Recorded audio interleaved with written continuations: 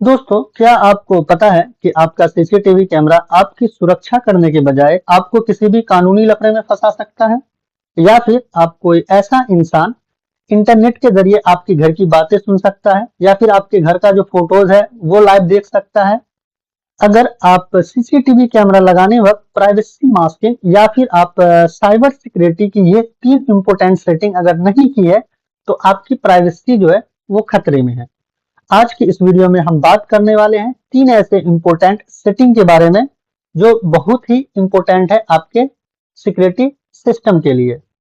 सबसे पहले हम बात करने वाले हैं प्राइवेसी मास्किंग के बारे में। अगर इसकी बात करें तो आपके कैमरा में पड़ोसी या फिर किसी का भी घर या फिर कोई प्राइवेट ऐसा एरिया आ जाता है जिसको छुपाने के लिए हम ब्लॉक आउट करते हैं। स्टेप बाय स्टेप समझने वाले हैं। दूसरा हमारा सीसीटीवी साइबर सिक्योरिटी होता है। इसमें क्या है कि आपका जो एनवीआर और डीवीआर को हैकिंग से बचाने के लिए डिफॉल्ट आईपी एड्रेस और आपका पोर्ट मैनेजमेंट की सेटिंग को हम समझने वाले हैं स्टेप बाय स्टेप।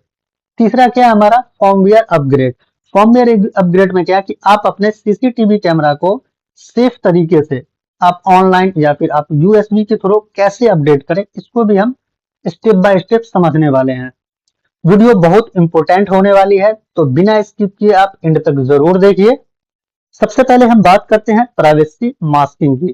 कई बार जब आप अपने घर पे या फिर आप अपने शॉप के बाहर सीसीटीवी कैमरा लगाते हैं तो कैमरा का जो एंगल होता है वो पड़ोसी के गेट या फिर पड़ोसी का विंडो वगैरह आ जाता है या फिर कोई ऐसी जगह आ जाती है जिसको रिकॉर्ड करना इलीगल है। जैसे एग्जांपल के तौर पर जैसे हमारा एटीएम मशीन हो या फिर हमारा कोई लोकल काउंटर हो, तो ये क्या है प्राइवेसी के खिलाफ है, आप इनको रिकॉर्ड नहीं कर सकते हैं। इसके लिए आपको अब कैमरा बदलने की जरूरत नहीं पड़ेगी क्योंकि हर एडवांस एनवीआर और डीवीआर में एक ऐसा फीचर आता है जिसे हम कहते हैं प्राइवेसी मास्किंग। सबसे पहले हम क्या करेंगे, आपका डीवीआर या फिर एनवीआर है उसका जो है मैन मेनू में जाएंगे, आप राइट क्लिक करेंगे तो मैन मेनू ओपन हो जाएगा। आप कैमरा के सेटअप या फिर आप डिस्प्ले सेटिंग को ओपन करेंगे, वहां आपको प्राइवेसी मास्किंग देखने को मिल जाएगा। उसको आप इनेबल करेंगे, अगर वो डिसेबल रहेगा तो उनको आप इनेबल करेंगे। अब आपके स्क्रीन को एक बॉक्स ड्रॉ, ये इस टाइप का जो है आपको एक बॉक्स ड्रॉ करने के लिए बोलेगा। आपका जो सेंसिटिव एरिया जो है, अभी किसी का विंडो आ रहा है तो आपको जो स्क्वायर टाइप का एक बॉक्स देख रहा है, आप अपने माउस के सर्कल से आप इनको यहाँ पे बॉक्स बना सकते हैं।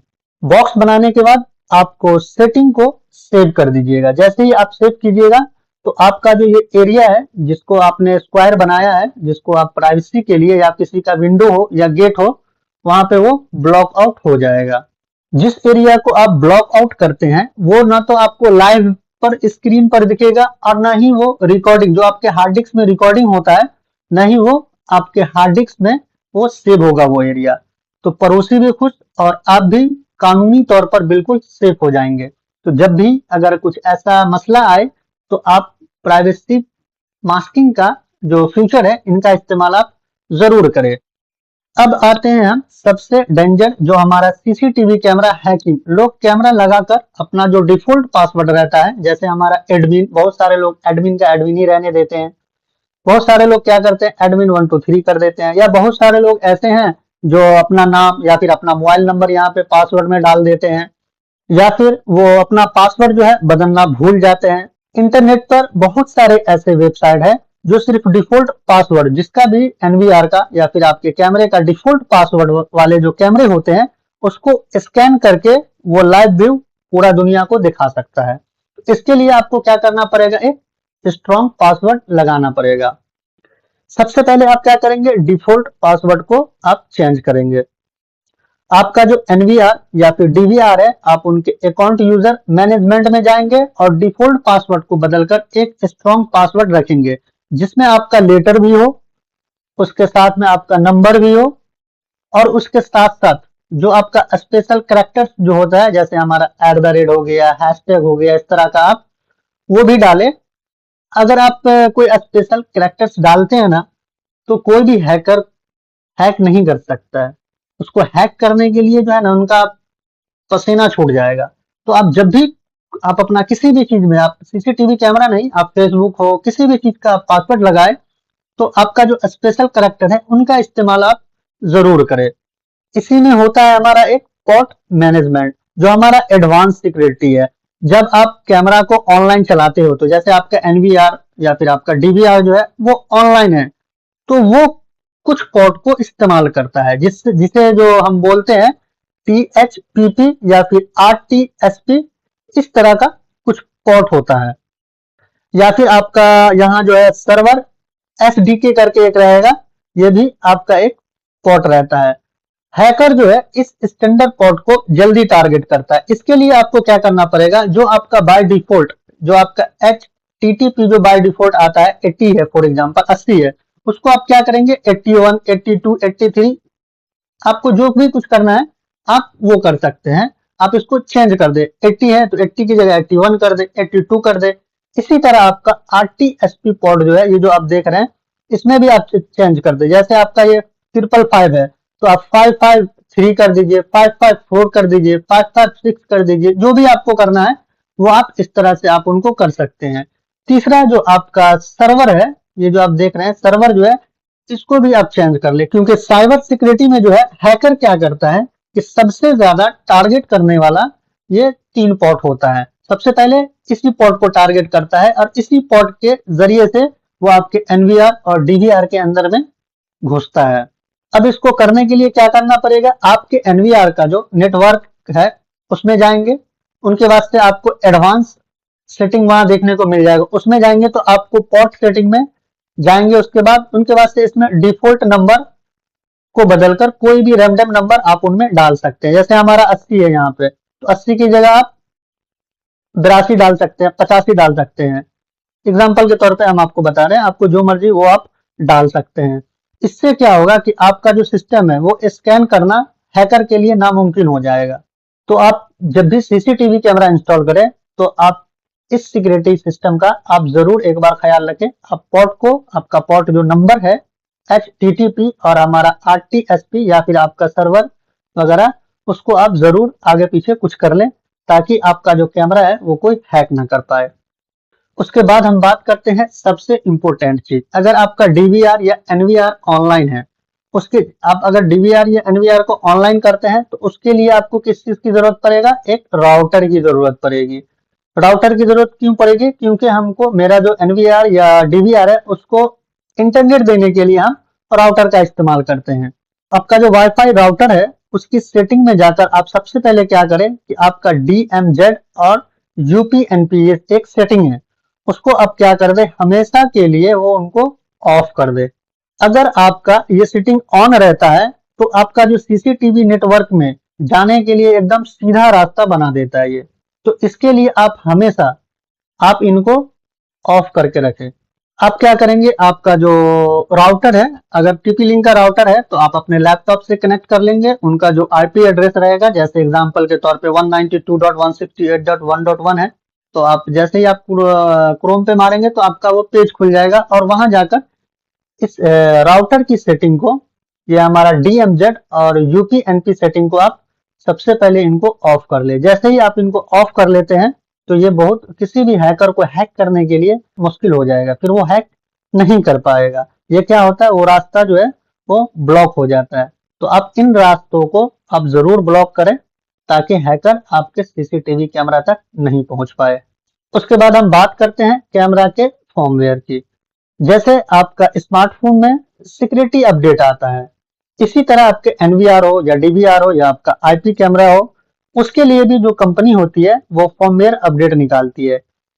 फॉर्मवेयर अपडेट इसलिए निकालती है कि आपका जो पुराना कैमरा है उसके लिए कोई ऐसा नया फीचर आता है, ताकि उस पुराने जो सिस्टम है उसमें आपका नया फीचर ऐड हो जाए। साथ ही पुरानी सिक्योरिटी और जो उनमें कमजोरियां रहती है उनको ये जो आप फॉर्मवेयर अपडेट करते हैं तो उनको क्या करता है, ये ठीक कर देता है। इसको अपडेट करने के लिए 2 स्टेप होते हैं। सबसे पहला तो आप इनको ऑफलाइन भी कर सकते हैं, दूसरा आप इनको ऑनलाइन कर सकते हैं। तो दोनों को हम स्टेप बाय स्टेप समझते हैं। सबसे पहले हम ऑनलाइन मेथड को समझते हैं। ऑनलाइन अगर आप करते हैं, उनके लिए आपका एनवीआर में जो है वो राउटर से कनेक्ट होना चाहिए। मतलब आपका एनवीआर या डीवीआर या फिर आप जो कैमरा वो कर रहे हैं वो राउटर से कनेक्ट होना चाहिए, वो ऑनलाइन होना चाहिए।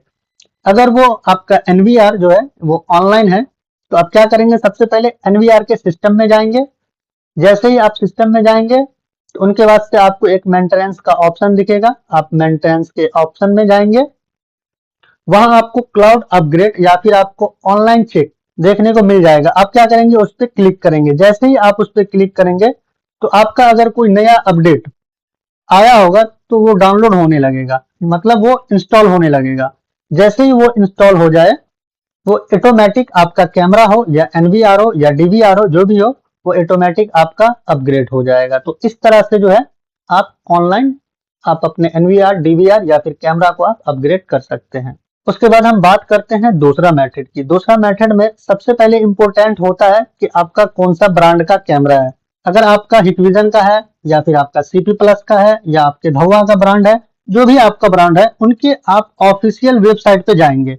वहां जाके आपका डीवीआर या फिर एनवीआर या फिर आपका कैमरा है, उनका एग्जैक्ट जो मॉडल नंबर होता है वो मॉडल नंबर डालेंगे। एग्जैक्ट जो मॉडल नंबर होता है, क्योंकि अगर आपका मॉडल नंबर ठीक नहीं रहेगा तो जब आप अपग्रेड करने लगेंगे तो आपका एनवीआर अपग्रेड नहीं होएगा। इसलिए आपको बहुत इंपॉर्टेंट चीज है कि आपका जो मॉडल नंबर है वो सही सही जो एग्जैक्ट मॉडल नंबर है वो आप सर्च करें। उसके हिसाब से आपका मॉडल नंबर के हिसाब से वहां पे आपको फर्मवेयर फाइल देखने को मिल जाएगा। आप क्या करें, उन फाइल को डाउनलोड कर ले।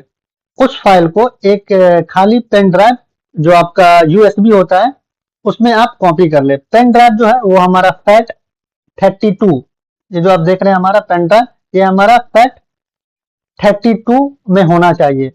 पेन ड्राइव को एनवीआर के पोर्ट में, ये आपको इस टाइप का एनवीआर में पोर्ट दिख जाएगा, आप इनको डाल देंगे।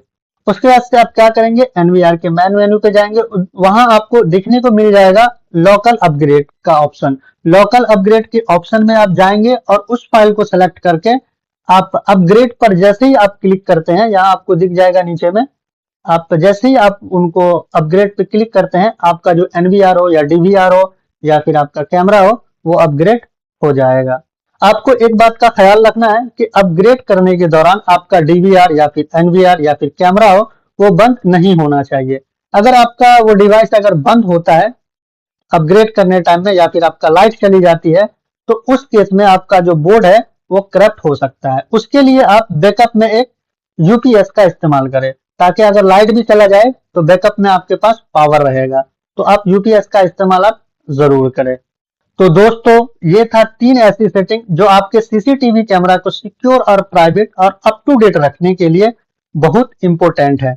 वीडियो अगर आपको अच्छी लगी हो तो लाइक करें, चैनल को सब्सक्राइब करें ताकि ऐसी इंफॉर्मेटिव वीडियो आप तक सबसे पहले पहुंचे। मिलते हैं हम फिर इसी तरह के वीडियो के साथ, तब तक के लिए गुड बाय, थैंक यू।